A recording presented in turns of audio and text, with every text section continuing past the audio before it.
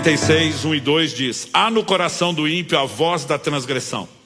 Não há temor de Deus diante de seus olhos, porque a transgressão o lisonjeia seus olhos.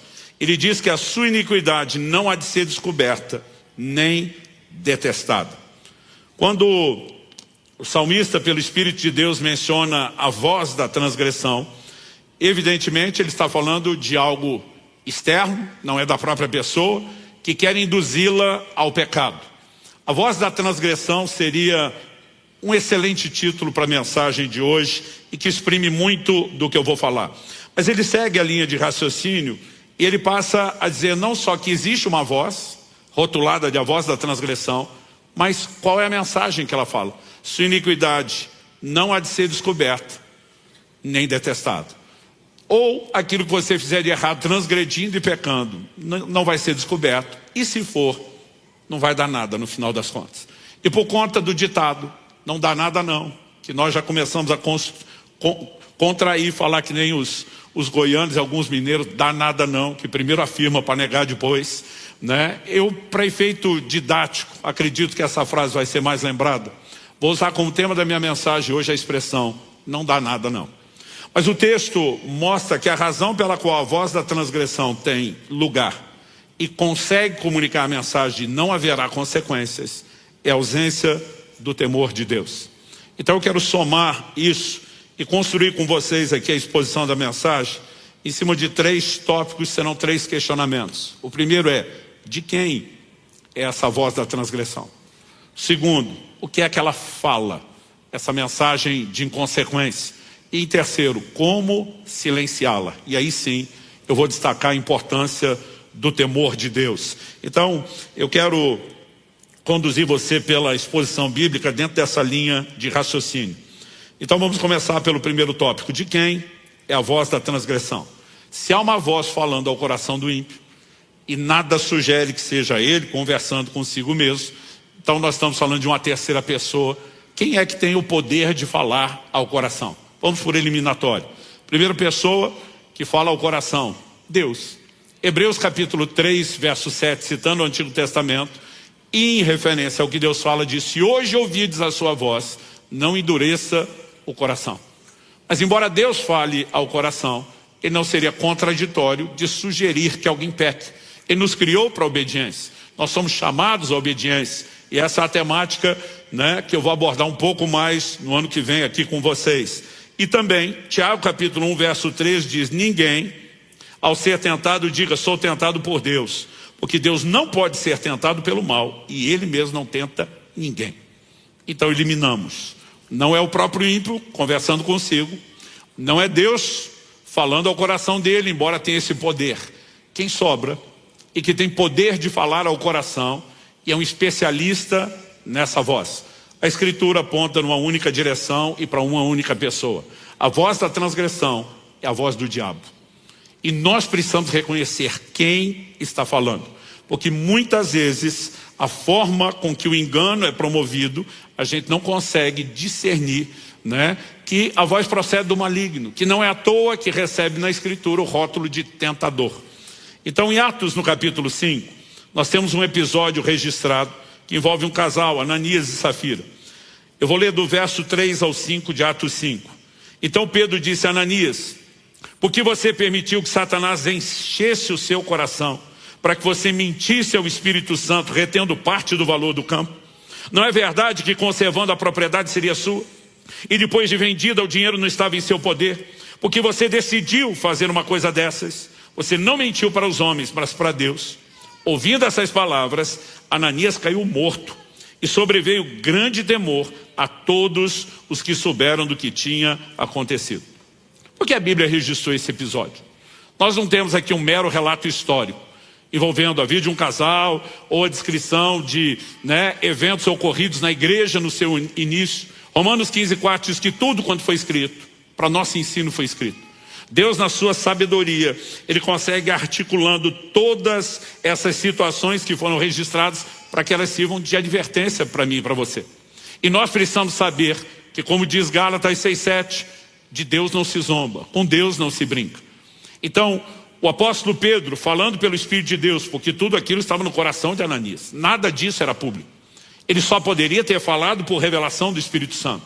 Mas ele diz, porque Satanás encheu o seu coração. Deus havia começado um trabalho no coração de Ananias em relação a uma oferta. O diabo encontra lugar e consegue deturpar. E agora ele é reconhecido como a fonte que semeou aquela ideia, que falou ao coração de Ananias. Embora Ananias seja responsabilizado. Pedro pergunta, por que você decidiu fazer uma coisa dessa? Porque a voz da transgressão, ela sugere, mas ela não arrasta ninguém ao pecado. Ela tenta levar a pessoa à decisão fundamentada no engano. Mas quem decide ainda é responsável pela sua decisão. E essas advertências não estão na Escritura à toa. Como diz o dito popular dos nossos dias, o golpe está aí, cai quem quer. Nós somos advertidos e precisamos prestar atenção nisso. Então, se olharmos e reconhecermos, né, que quem está por trás da voz da transgressão é justamente aquele a quem não deveríamos dar espaço, acredito que o poder de vigilância ele pode ficar um pouco mais aguçado. O apóstolo Paulo diz, nossa guerra não é contra a carne e o sangue. Diferente dos israelitas do Antigo Testamento, que entravam em guerras e batalhas físicas, a Bíblia diz, a nossa luta é contra principados, é contra potestades, contra as hostes espirituais da maldade nas regiões celestiais. Nós estamos em guerra. Mas porque é uma guerra invisível no plano espiritual, muitas vezes nós estamos baixando a guarda e não estamos em alerta como se estivéssemos em guerra.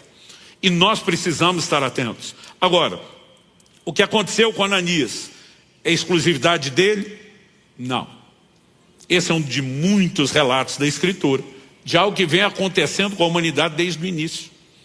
Daqui a pouco eu vou abordar o episódio envolvendo a queda inicial, o pecado original lá com Adão e Eva, mas é o que vem acontecendo desde o início. E o apóstolo Paulo escreve em 2 Coríntios, no capítulo 11, no verso 13, e ele diz o seguinte, eu temo que, assim como a serpente com a sua astúcia enganou Eva, assim também a mente de vocês seja corrompida e se afaste da simplicidade e pureza devidas a Cristo. O livro do Apocalipse se refere à antiga serpente lá do Éden como sendo Satanás.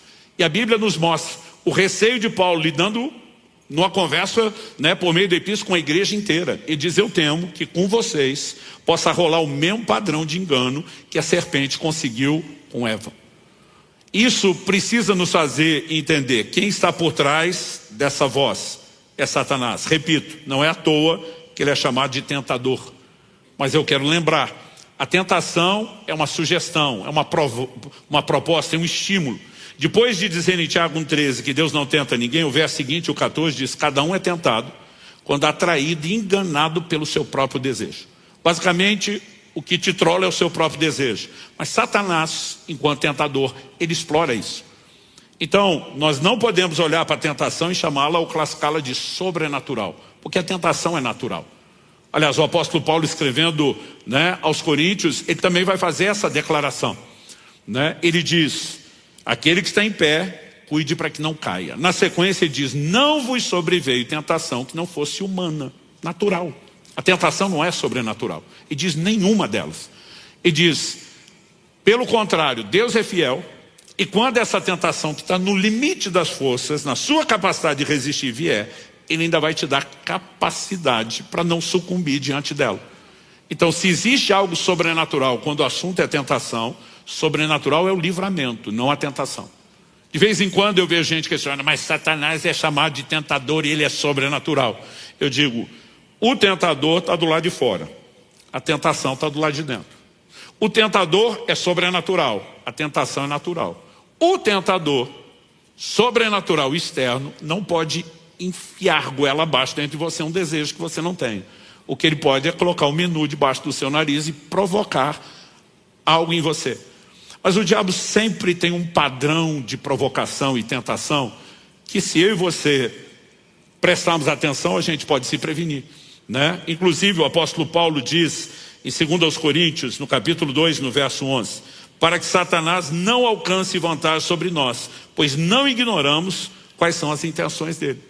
Então, sabendo a forma, o modus operandi do diabo agir, e sabendo que a intenção dele não é o nosso melhor, né? O diabo não quer que você seja feliz. Ele sugere né, que se aceitar o que ele propõe, você vai ser feliz, porque ele sabe que é a maneira de você cair no engodo.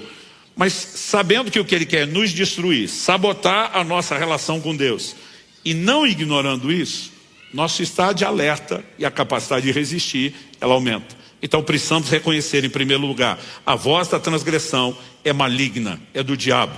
Agora, a segunda coisa que eu quero chamar a sua atenção é a gente considerar a essência do que é a voz da transgressão, o que ela fala.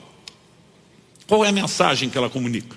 Né? É que no final tudo vai ficar bem. Ou a iniquidade não será descoberta, ou se for descoberta não será detestada. Não vai ser essa complicação toda. Não haverá consequências. No final tudo vai ficar bem, você vai se safar. Ou, como diz o título, não dá nada não. E se eu e você reconhecemos que isso é uma premissa de engano e é o padrão de ação de Satanás, porque o diabo trabalha na relativização da palavra de Deus. Foi assim na tentação inicial no Éden. Gênesis capítulo 3, eu quero ler com vocês do verso 1 ao 5, diz: Mas a serpente, mais astuta que todos os animais selvagens que o Senhor Deus tinha feito, disse à mulher: É verdade que Deus disse, não comam do fruto de nenhuma árvore do jardim? A mulher respondeu: Do fruto das árvores do jardim podemos comer, mas do fruto da árvore que está no meio do jardim, Deus disse: Vocês não devem comer dele, nem tocar nele, para que não venham a morrer. Então a serpente disse à mulher: É certo que vocês não morrerão, porque Deus sabe que no dia em que dele comerem, os olhos de vocês se abrirão, e como Deus, vocês serão conhecedores do bem e do mal. O que essa voz está fazendo? Relativizando a palavra. Não, esse negócio de morrer, não é desse jeito. Deus não estava falando sério. Afinal de contas, ele é um Deus bom, amoroso. Ou ele está tentando te trollar e impedir você de ter acesso a algo que é bom para você.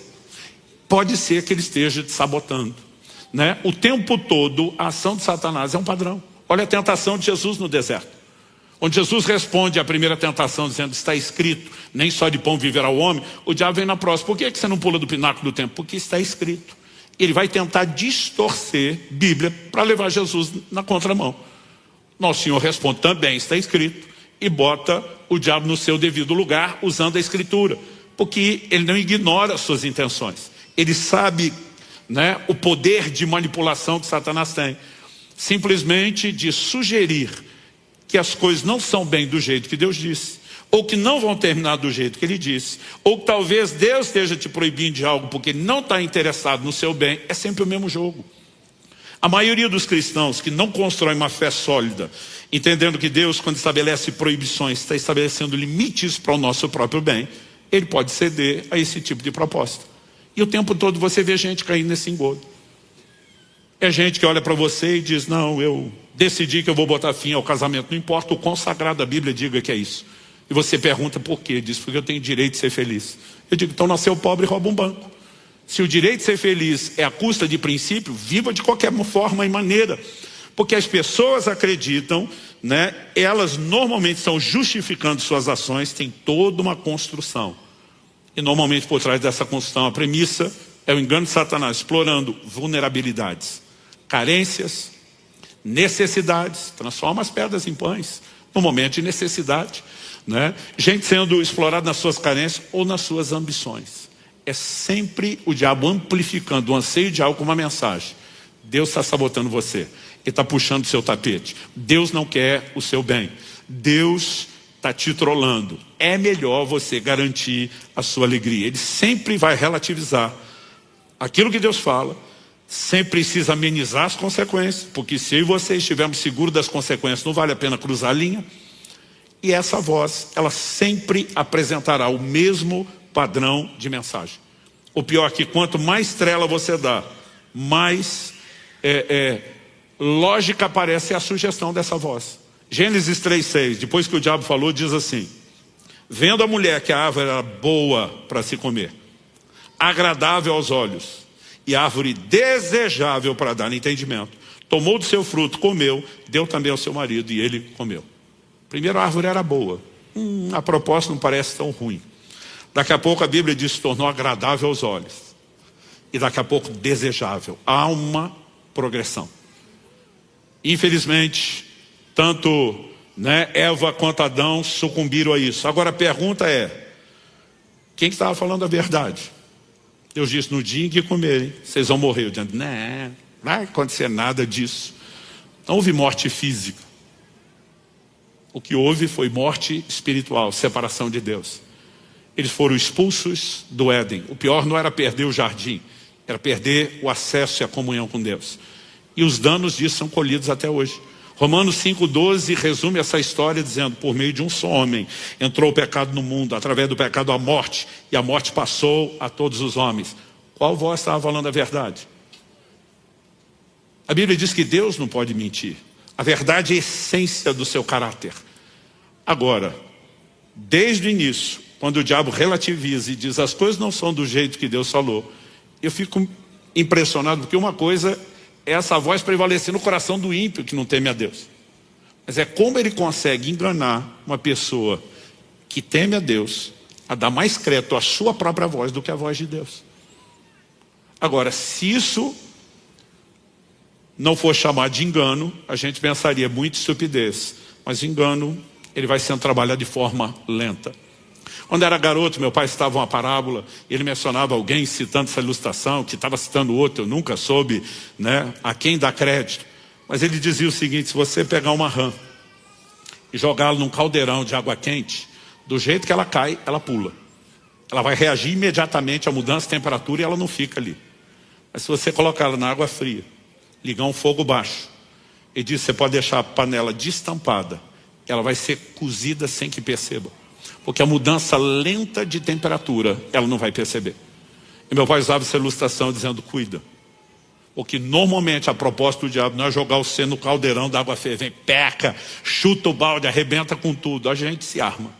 Mas quando aquilo vai mudando lentamente, num processo de engano, e essa voz, ela tem uma premissa. Ou a iniquidade não será descoberta, ou não será detestada. A pergunta é, não será descoberta?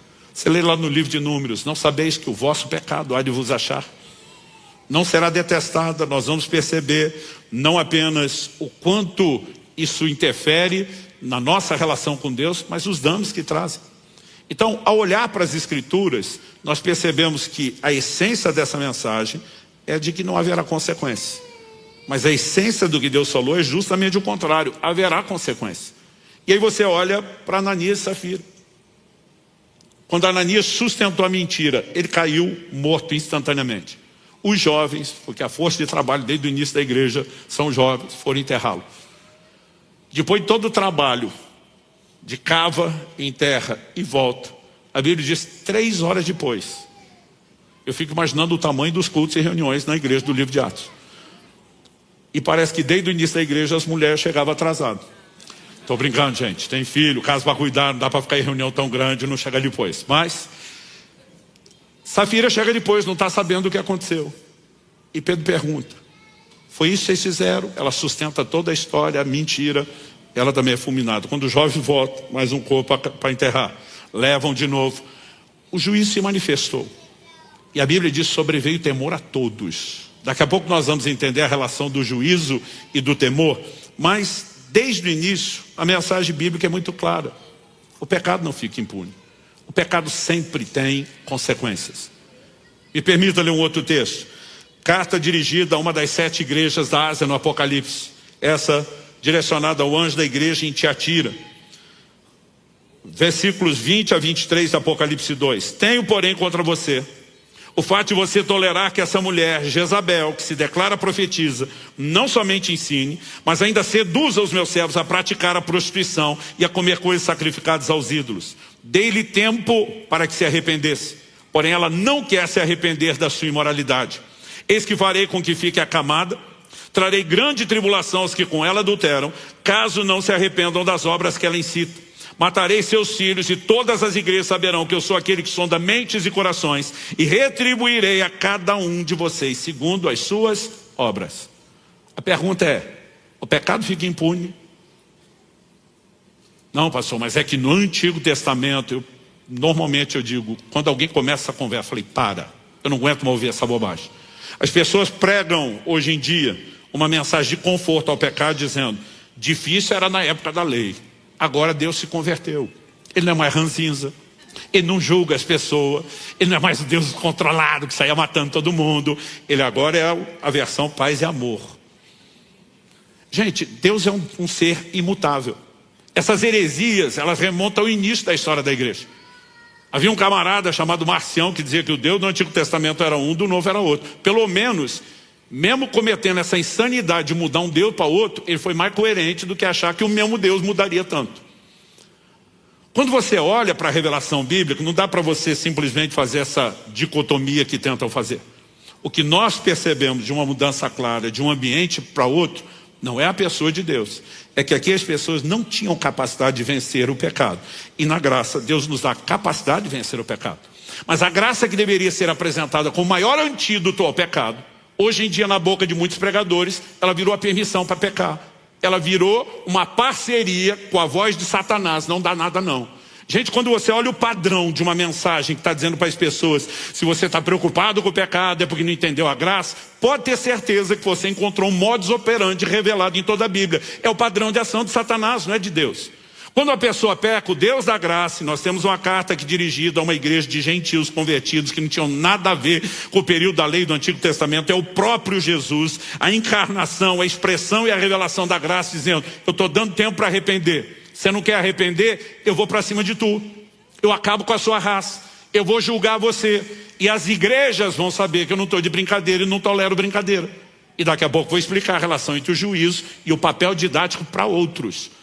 Porque quando Deus julga, Ele não está tratando só com o indivíduo. Ele está tratando com a coletividade.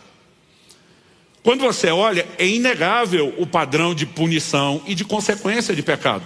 Você pode caminhar ao longo de toda a Escritura, todo o Novo Testamento. Todos os textos relacionados à graça mostram que o juízo não desapareceu. E as pessoas estão dizendo, não, se você entender que Deus é amor, o atributo do Deus que é amor não anula o atributo do Deus que é justo. Os atributos dele não são divergentes, não são concorrentes, são complementares. A partir do momento que para sustentar um atributo você tem que justificar outro, o que você tem é o padrão de engano e de relativização das Escrituras. E essa voz é de quem? Sempre de Satanás. Agora, qual o problema de alguns? Deus diz assim, o Senhor Jesus diz, eu dei-lhe tempo para que ela se arrependesse. Deus nunca julga o pecado de imediato. No livro de Tiago nós lemos que a misericórdia triunfa do juízo. Antes de julgar, Deus sempre oferece misericórdia, oportunidade de arrependimento. Isso aqui é chamado de paciência ou longanimidade. As pessoas, porém, confundem longanimidade com impunidade. Porque não foi julgado de imediato, não apareceu um anjo com a espada desembainhada, não rolou nenhuma das 10 pragas do Egito, ou nada dos adventos do Apocalipse. E a pessoa pensa, não deu nada. E é onde começa a se acomodar, até que o juízo inevitavelmente se manifeste. Nós precisamos reconhecer quem está por trás da mensagem da inconsequência. No livro de Hebreus, no capítulo 12, nos versos 16 e 17, o curioso é que no Novo Testamento, a maior parte das aplicações práticas feitas para as pessoas que estão debaixo da graça, são extraídas do Antigo Testamento. Ele diz assim, Hebreus 12, versos 16 e 17, cuidem, de novo chamado ao cuidado, que o golpe está aí, cai quem quer. Cuidem para que não haja nenhum impuro ou profano como foi Esaú, o qual por um prato de comida vendeu seu direito de primogenitura. Vocês sabem que também posteriormente, querendo herdar a bênção, foi rejeitado, pois não achou lugar de arrependimento, embora com lágrimas o tivesse buscado. A Bíblia diz, cuida para que você não seja profano como Esaú foi. Primeira definição prática do que foi profano. Ele vende a promessa de Deus por um desejo imediato. O comentário dele, quando o seu irmão faz a proposta, eu entrego o prato de comida, você me deu o direito de primogenitura, ele falou, de que me adianta isso, eu vou morrer de fome. Gente, a pergunta, ele ia morrer mesmo se não comesse aquela refeição? Hoje em dia, as pessoas têm dificuldade de acreditar que o seu corpo suporta jejum prolongado, que nós temos um padrão de alimentação abundante. As pessoas comem o tempo todo, beliscam entre as refeições, imaginem que vão morrer de fome. A gente tem provado para muita gente, né, com uma mobilização hoje de um exército de pessoas que estão fazendo vários jejuns prolongados, que seu corpo aguenta e aguenta muito bem. Agora, Esaú era um caçador, gente, que não vivia no padrão de abundância alimentar que nós temos hoje. Então, momentos de colheita, de caça, se comia muito bem, mas havia intervalos, às vezes grandes, sem muita alimentação. Ele sabia na prática que não é bem assim. Mas algo está explorando as suas emoções. Ele está se deixando acreditar. Eu preciso de uma gratificação imediata. De que me adianta esse negócio que vai me abençoar o resto da vida e toda a eternidade. Eu quero ser feliz agora. Isso é inconsequência. Justifica essa alegria e gratificação momentânea, instantânea, que dura tão pouco e que traz algo tão amargo depois. O pior é que depois ele chora. Só que a Bíblia diz, não houve lugar de arrependimento. Porque o arrependimento é lamentar a essência do erro. Tem muita gente chorando só a consequência. Não, eu estou arrependido. Eu digo que está arrependido porque foi descoberto, porque foi pego, porque foi flagrado. Está arrependido da conta que vai pagar, mas não do que fez. Há uma diferença enorme entre uma coisa e outra. E a Bíblia está dizendo, cuidem, porque senão entre vocês, essa turma que deveria estar correndo pelo prêmio, vai ter gente agindo exatamente como Esaú agiu. O chamado a não ser inconsequente está lá o tempo todo. Agora a essência dessa voz, ela promove o padrão da inconsequência. Não dá nada não. No final dá tudo certo. E aí você precisamos entender, isso não anula o fato de que há misericórdia para quem se arrepende. Mas gente, o pecado, a definição da palavra pecado no hebraico, a língua predominante que foi escrito no Antigo Testamento, no grego, a língua em que foi escrito no Novo Testamento, ela dá a ideia de errar o alvo. Pecado é acidente na vida de quem o comete, ou deveria ser. E quando acontece o arrependimento, o desespero pelo conserto deveria ser imediato. Agora, quem cede à voz da transgressão pode pecar, porque depois você garante, ele já blindou o coração contra o arrependimento. Ele já sabotou o que nós vamos falar agora na sequência, que é a única coisa que tem o poder de silenciar a voz da transgressão, que é o temor de Deus. Porque a partir do momento que não há temor nenhum, dizendo eu peco e depois resolvo, nós temos um padrão comportamental, né, que impede o elemento essencial à restauração. Dei-lhe tempo para que se arrependesse. Não quer arrepender. O outro chorou, mas não houve lugar de arrependimento. Né? Porque de alguma forma o diabo conseguiu não só vender o engano, mas já blindar o coração ao único elemento favorável à restauração. Terceira pergunta. O primeiro questionamento é de quem é a voz da transgressão? Respondemos do diabo. O que a voz da transgressão fala? Não dá nada não. Isso segue sendo mentira. Terceiro tópico é um terceiro questionamento. Como silenciar essa voz? Nós vimos no texto inicial, Salmo 36:1, que a falta de temor conduz ao pecado. O texto diz, não há temor de Deus diante dos seus olhos, para aquele ímpio, cuja voz da transgressão tem lugar no seu coração. Né? Não há temor de Deus. Então, a falta de temor conduz ao pecado. Por outro lado, a mesma Bíblia sustenta que o temor de Deus ajuda a evitar o pecado. Ao que Deus, por meio de Moisés, diz à nação de Israel, Êxodo 20:20. Moisés respondeu ao povo, não tenham medo. Deus veio para provar vocês e para que o seu temor esteja diante de vocês, a fim de que não pequem. Duas coisas que Moisés fez. Primeiro, ele distinguiu medo de temor. Ele diz, não tenham medo. Mas Deus queria o temor dele diante de vocês. Então, nós precisamos entender que, embora sejam parecidos, eles têm alguns elementos que os distinguem. Medo é o que você deveria sentir diante de uma cascavel ou de um pitbull, com aquela consciência, que é me fazer mal. O temor é uma reverência e um respeito profundo a quem quer o nosso bem. Deus diz à nação de Israel, no auge da apostasia, eu é que sei os pensamentos que eu tenho a respeito de vós. Por meio de Jeremias ele diz, são planos de bem, não de mal, para vos dar um futuro e uma esperança. Deus está dizendo, mesmo agora, quando vocês esculhambaram as coisas como nunca, me ofenderam como nunca, pecaram como nunca, o que eu quero é o melhor de vocês. Agora Deus diz, inevitavelmente eu vou julgá-los, mas ainda há chance de arrependimento. Então, o temor é você reconhecer que é um Deus que em primeiro lugar te ama, que é o seu bem, mas que para o seu próprio bem jamais deixará o pecado impune. E esse equilíbrio de conseguir encontrar o lugar do temor, né, na prática da relação com Deus da vida cristã é importantíssimo. Provérbios 8:3 diz, o temor do Senhor consiste em odiar o mal. Não é dar as mãos, não é fazer as pazes, não é ser complacente. Provérbios 16:6 diz, pelo temor do Senhor se evita o mal. Você pode repetir esse versículo comigo? Diga, pelo temor do Senhor se evita o mal. Então, o que eu e você precisamos entender? A falta de temor conduz ao pecado. A presença do temor previne, evita o pecado. Então o temor de Deus sendo cultivado na nossa vida é essencial. E ele tem o poder de silenciar a voz da transgressão. Agora, por que há temor? Porque o pecado tem consequências. E Deus disse que as consequências vão se manifestar. Agora, o que eu e você precisamos entender é, se você tem temor, você não peca. Se não peca, não tem consequência. Se você não teve temor e pecou, vai ter consequência?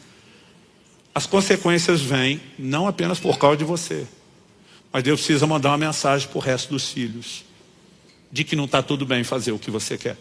Olha o que Paulo diz em 1 Timóteo capítulo 5, verso 20.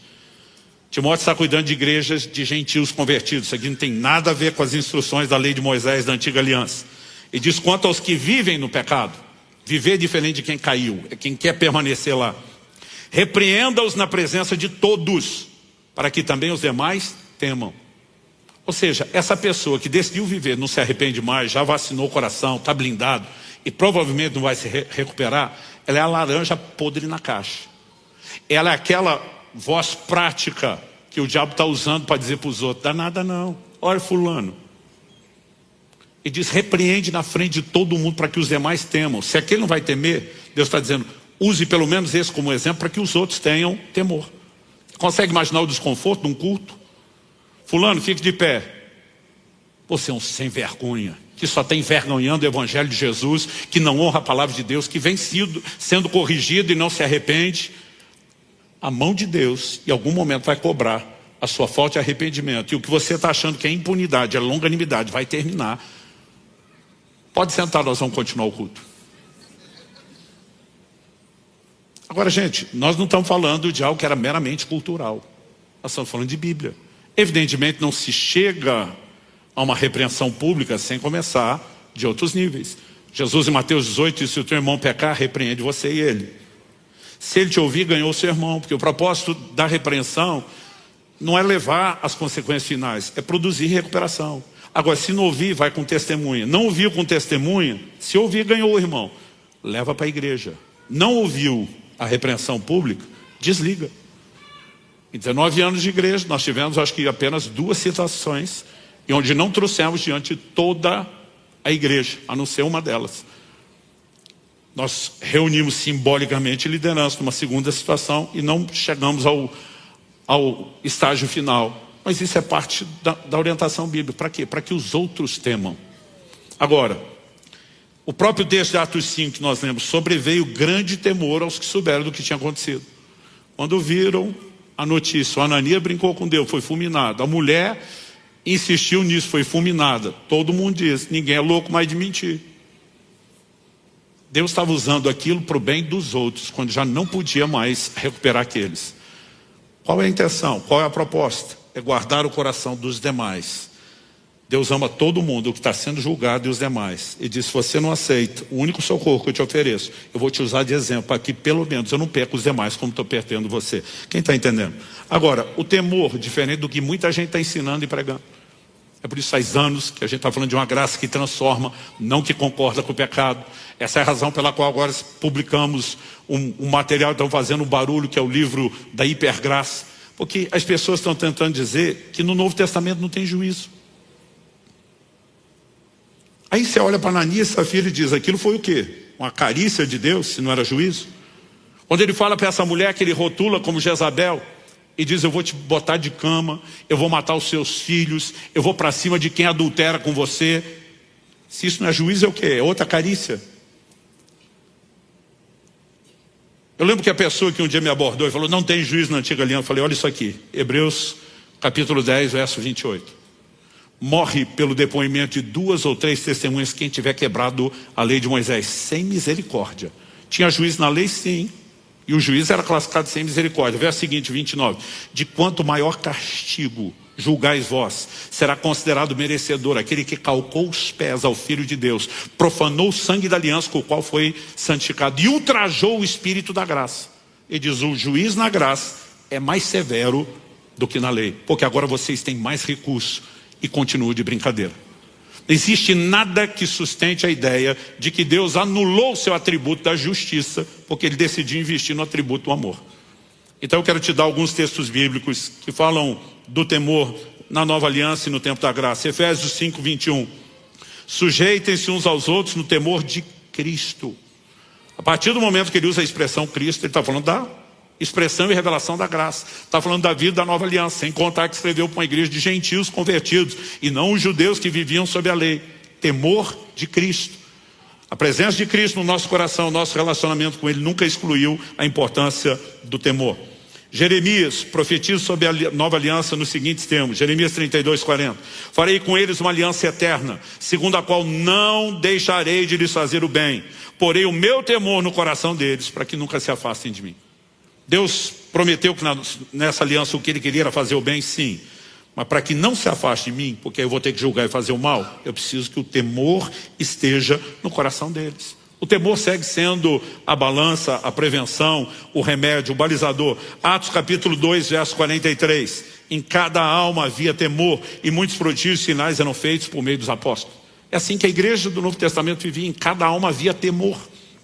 Atos 9, 31, assim a igreja tinha paz por toda a Judéia, Galiléia e Samaria, edificando-se, caminhando no temor do Senhor, e no consolo do Espírito Santo. A tradução diz no auxílio, crescia em número. Tempo da graça, o Espírito Santo agindo com poder, a igreja em crescimento, mas todo mundo segue caminhando no temor do Senhor. O próprio desenvolvimento da salvação, gente, é fundamentado no temor. Filipenses 2,12, desenvolvam a sua salvação com temor e tremor.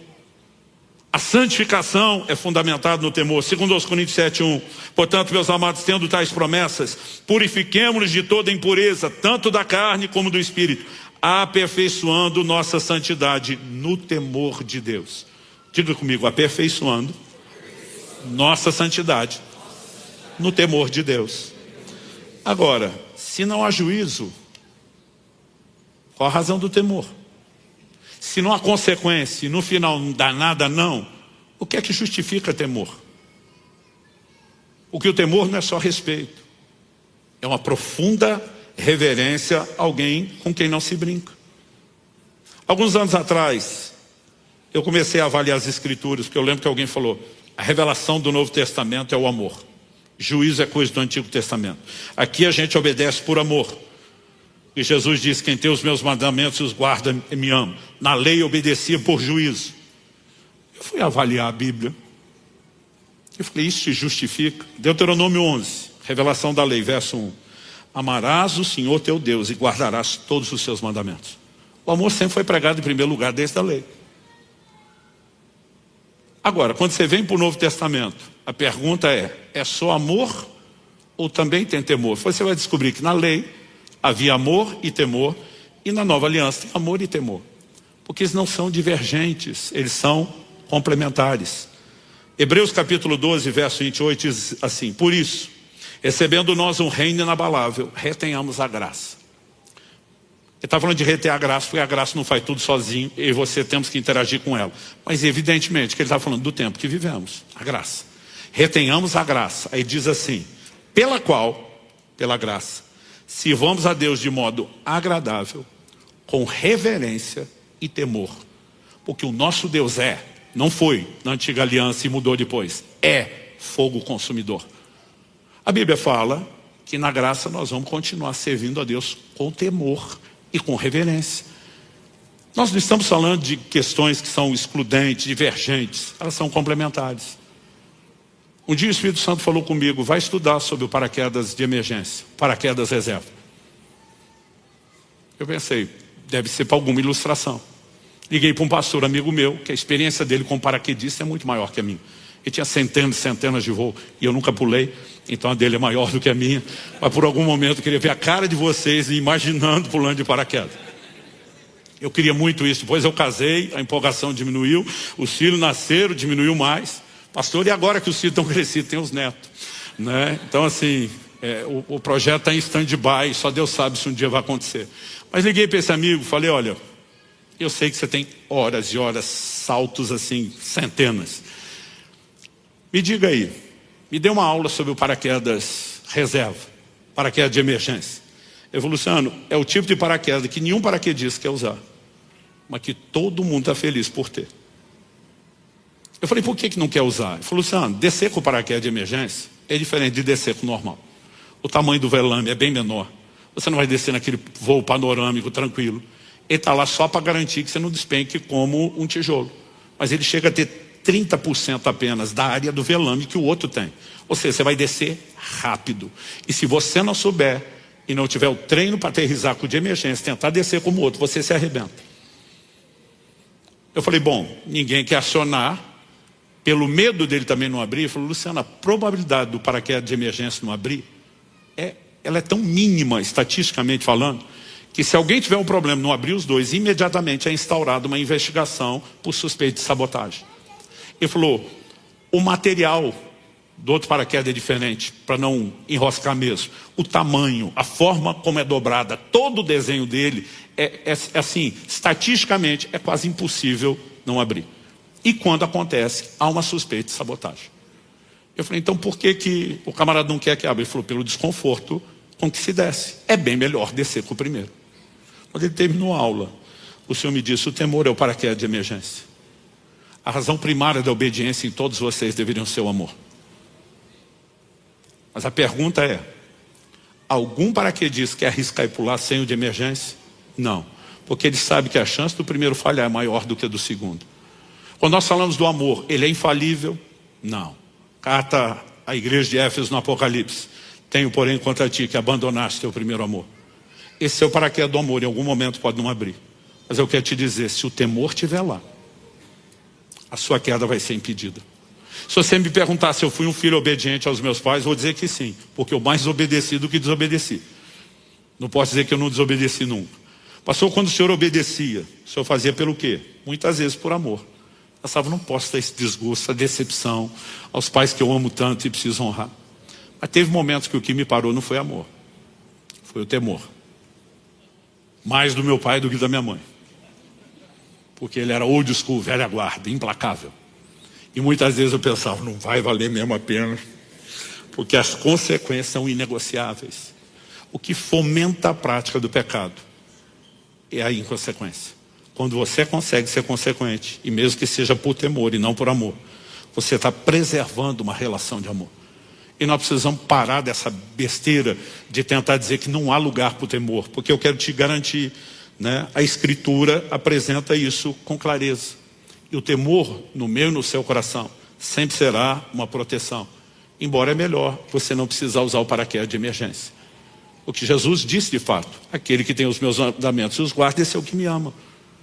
Assim como já na lei dizia, amarás o Senhor teu Deus e guardarás os seus mandamentos. Mas amor e temor, eles vão gerar uma combinação perfeita que vai nos proteger dessa queda. E garantir que eu e você terminamos essa corrida e que a gente corra para vencer, para ganhar. Quem está entendendo, diga amém. Então, recapitulando, de quem é a voz da transgressão? É do Satanás, é do cão, é do diabo. Se você não pararmos para lembrar isso, sempre vai parecer qualquer outra coisa, menos a essência maligna que realmente é. Qual a essência, o modus operandi dessa voz? Não importa os relatos bíblicos ou na nossa experiência. Sua iniquidade não será descoberta, ou não vai ser detestada. Não é tão complicado, não vai dar tão ruim no final. É a voz que diz, dá nada não. Mas eu e você precisamos, como Paulo dizer, para que o diabo não alcance vantagem sobre nós, porque não ignoramos as suas maquinações. E que nenhum de nós abrace o engano da mensagem da inconsequência. Gálatas 6, 7, 8 diz, não se enganem, de Deus não se zomba, pois aquilo que a pessoa semear, isso também colherá. Quem semeia para a sua própria carne, da carne colherá corrupção. Mas quem semeia para o Espírito, do Espírito colherá vida eterna. O que nós temos aqui, gente, não é uma exaltação ao padrão da lei da antiga aliança. Aliás, os Gálatas estavam sucumbindo à influência dos judaizantes, que queriam amarrar o pé deles, né, na revelação da lei, não da graça. Toda a epístola de Paulo às Gálatas é para mostrar o contrário. Mas ele está dizendo, mesmo na graça, semeadura e ceifa, se planta, se colhe. E ele diz, ninguém se engane, porque qualquer coisa que leva a uma conclusão diferente disso é engano. Enganador na Bíblia é Satanás. Ele diz, o que o homem semear vai colher. Semeou na carne, está ruim, não tem como terminar bem. E nós precisamos ser consequentes. E lembrar que o remédio é o temor de Deus.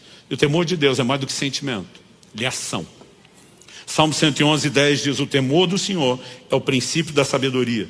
revelam prudência a todos os que o praticam. Essa frase traduzida pratica é um verbo no hebraico que significa fazer, realizar, executar. Ele só serve para ação.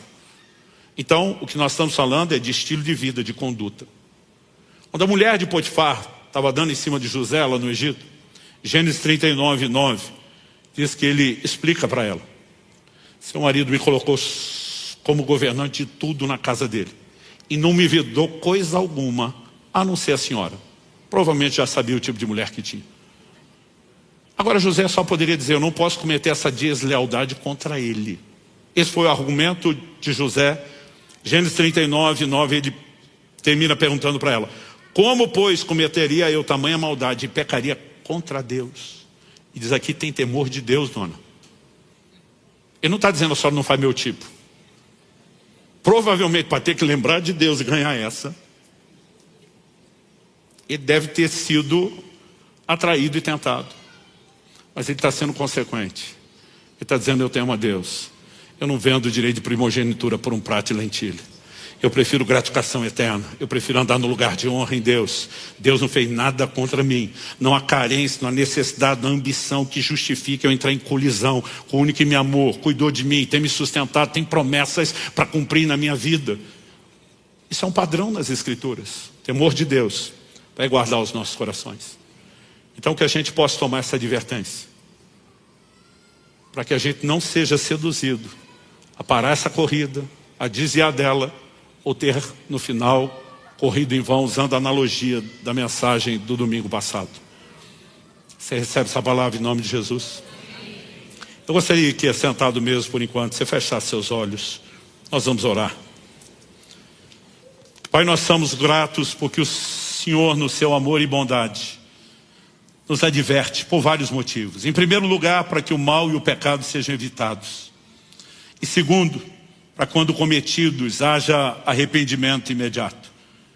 E terceiro, mesmo quando não é imediato, ainda os anúncios de juízo que nos permitem ter mais oportunidade. E mesmo quando finalmente o Senhor julga, há sempre uma intenção, não só de recuperar a pessoa em algum nível, mas de que isso sirva como um alerta para todos os demais que o Senhor ama. Portanto, nós queremos, mesmo cultivando o temor do Senhor, exaltar tua bondade. Lembrar que o Senhor é aquele que tem dito: eu é que sei os pensamentos que tenho acerca de vós. São planos de bem e não de mal, para vos dar um futuro e uma esperança. Mas Deus, nós oramos que nenhum de nós sucumba às propostas de engano, que exploram necessidades, ambições e carências da nossa alma, da nossa carne. Pai, nós oramos que a advertência bíblica de cuidado encontre lugar em nós. Que haja vigilância, que haja atenção, para que nenhum de nós sucumba ao longo da caminhada. E que essa voz, a voz da transgressão, a voz do diabo que sugere que no final está tudo bem, que ela não encontre lugar de engano, que ela seja abafada pelo temor de Deus nos nossos corações. E esse, por sua vez, nós oramos, seja cultivado, sem a necessidade de excluir o que vem em primeiro lugar, o amor pelo Senhor. Ajuda-nos a equilibrar essas coisas no entendimento claro e prático, que nos leve a uma vida que te honre e que nos permita não apenas terminar a corrida, mas correr para ganhar. Nós oramos em nome de Jesus. Se você crê e concorda, diga amém. Glória a Deus. Confira esta outra linda pregação que pode tocar seu coração e inspirar sua fé.